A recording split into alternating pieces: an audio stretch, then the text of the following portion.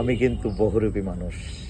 আমি সারাদিন একটাভাবে স্যান্ডো গেঞ্জি পরেই থাকি, আবার বিকাল হলে চেঞ্জ হয়ে যাই।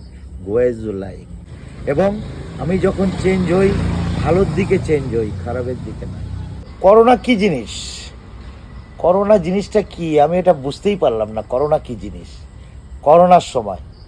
করোনার সময় আমি কোনো এক এমপির প্যাডে লেখা চিঠি নিয়ে করোনা পেশেন্টদের বাড়িতে বাড়িতে গিয়ে ওষুধ দিয়েছি, বেডে বসে ওষুধ দিয়েছি। করোনাটা কী জিনিস আমি বুঝতে পারলাম না।